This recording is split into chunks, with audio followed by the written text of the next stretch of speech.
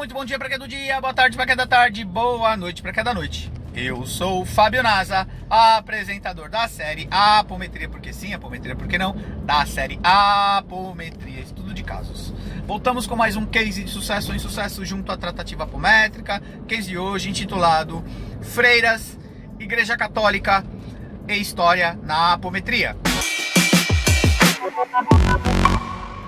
Muito bem, voltamos com mais um case de sucesso ou insucesso junto à tratativa apométrica, case de hoje intitulado Freiras, Igreja Católica e História na Apometria. Por que História na Apometria? Apômetras. É importante que você estude um pouco sobre a história da humanidade. Já falei em algum case, em algum momento. É importante que você estude geopolítica, que você esteja antenado um pouco de geopolítica. Isso amplia muito a sua visão de um tratamento apométrico.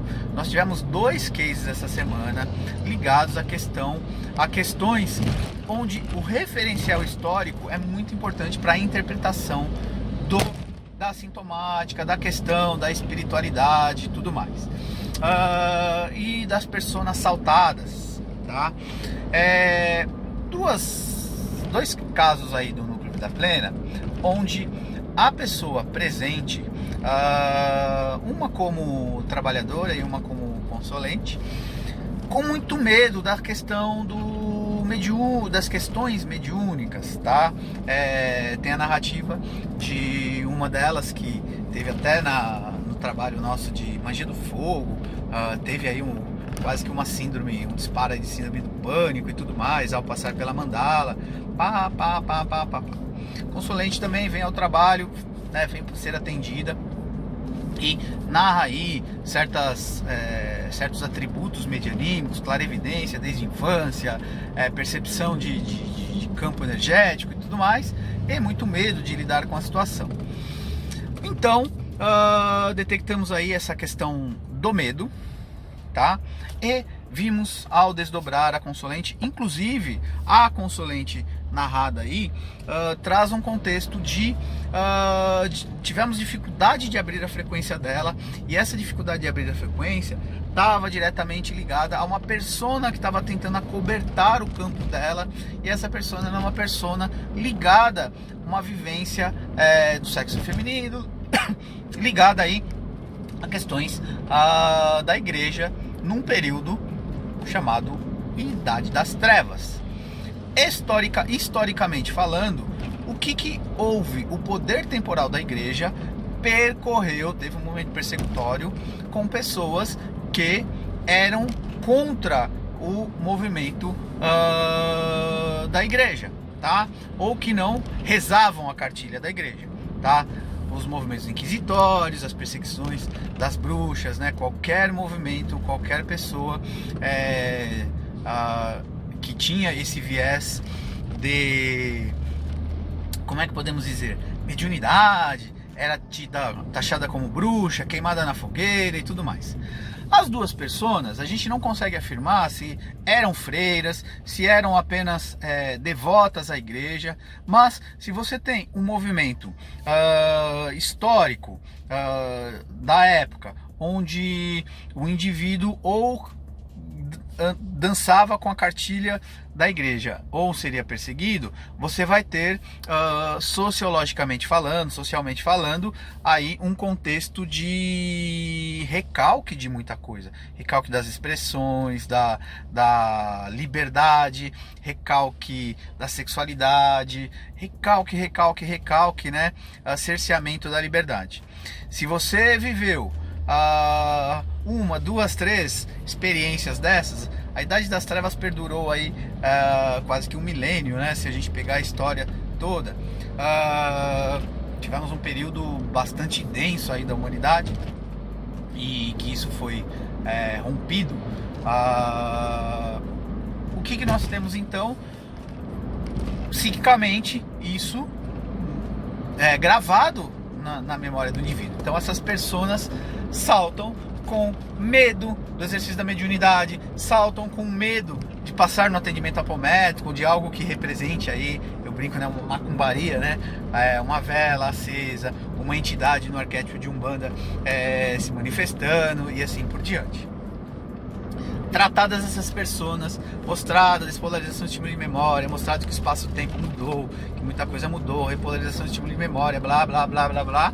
E muitas vezes, que foi o caso da consulente que passou em atendimento, com a mediunidade latente, ela não exerceu a mediunidade no período que ela veio.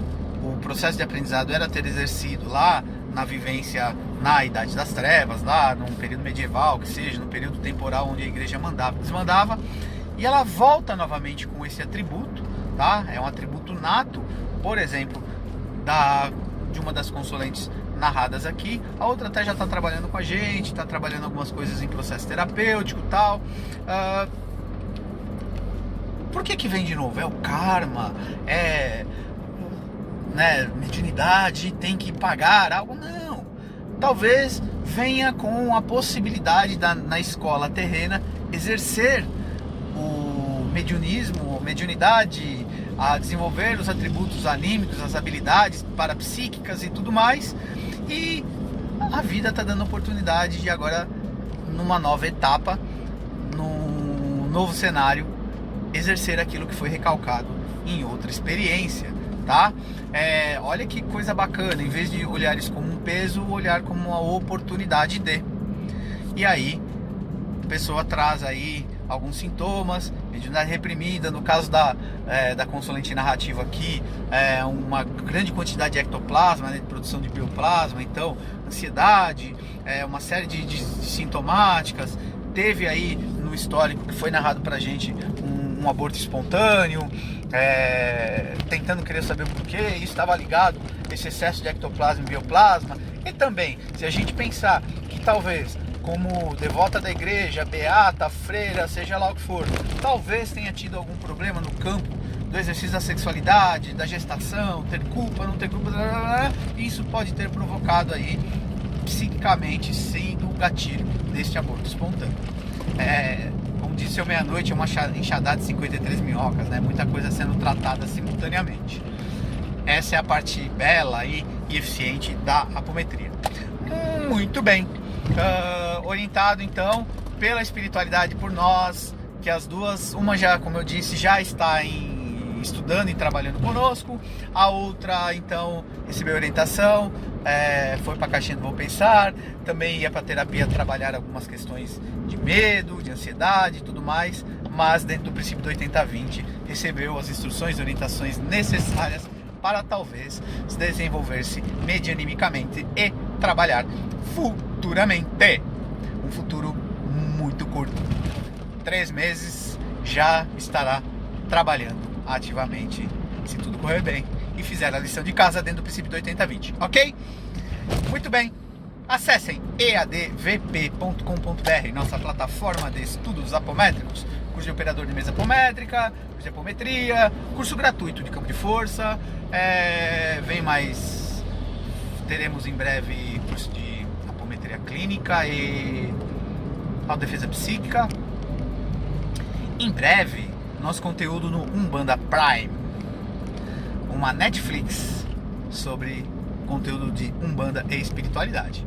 Como a apometria trabalha com espiritualidade, nosso parceiro PH Alves abriu aí a oportunidade de estarmos com conteúdo apométrico exclusivo e não exclusivo na plataforma Umbanda Prime. Beijo no fígado de todos e tchau!